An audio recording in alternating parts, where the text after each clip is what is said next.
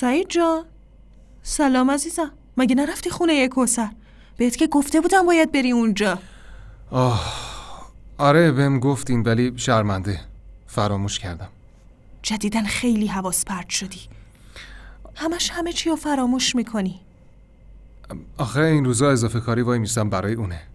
انقدر درگیر کارهای شرکتم که یه سری چیزا رو یادم میره.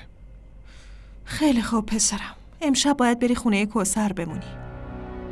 باشه؟ فردا من خودم میام دنبالتون. دقیقاً چرا باید برم اونجا؟ این یه رسمه پسرم، چرا نری؟ ضمناً رسم اینه که تو در واقع داماد باید شب خونه خانواده عروس بمونه. ببین مامان، من به این رسم و رسوم اهمیتی نمیدم. ببخشید عذر میخوام ولی من نمیرم. ببین پسرم، اگه بابات از این موضوع بویی ببره میدونی که چقدر ناراحت میشه. خودم یه جوری با عصبانیت بابا کنار میام. از شما هم میخوام که لطفاً بهش چیزی نگین. فردا میرم اونجا. باشه، بهش چیزی نمیگم، ولی واقعاً فردا برو اونجا. چشم.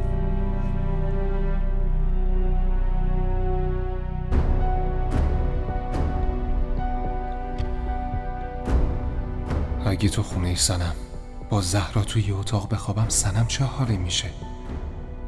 دیگه این بارو باید واقعا تو روی بابام بایستم. بدترین واکنشی که میتونه داشته باشه چیه؟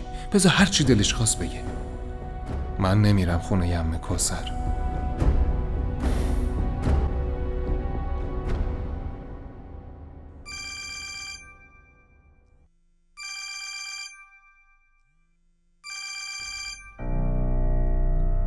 بله. الو، سلام داداش سعید. سلام یاسر، حالت چطوره؟ خوبی؟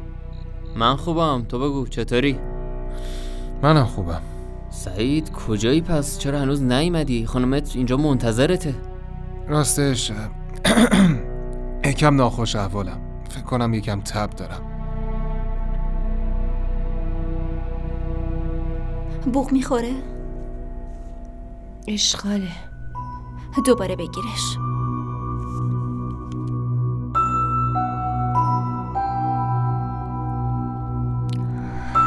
هنوز هم اشغاله. گمونم داره با اون دختر سعدیا حرف میزنه. بذار من زنگ بزنم.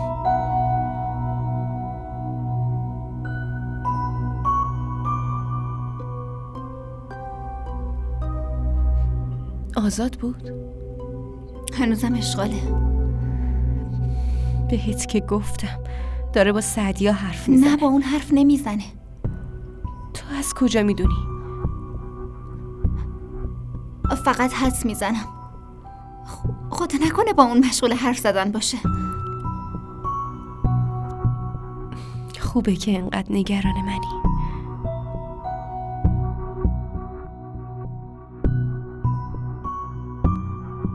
خیلی خب باشه، پس من فردا میام. همون موقع هم میبینمت. یاسر، همه چی رو به راهه؟ این وقت شب به هم زنگ زدی که حالمو بپرسی فقط؟ داداش سعید، جز زهرا کس دیگه تو زندگیته؟ نه. ببین داستان اصلا اینطوری که فکر میکنی نیست. بذار فردا که دیدمت مفصل با هم حرف میزنیم. الان شارژ گوشیم هم داره تموم میشه و نمیتونم درست صحبت کنم. بذار فردا که هم دیگر دیدیم حرف میزنیم. باشه، منم فردا میام پیشت. خداحافظ. جز زهرا کس دیگه هم تو زندگیت هست؟ چطور از این قضیه بو برده؟ نکنه فهمیده که من با سنم ازدواج کردم؟ نه. اگه داستان این بود اینقدر پشت تلفن آروم نبود. باید بفهمم چی میدونه.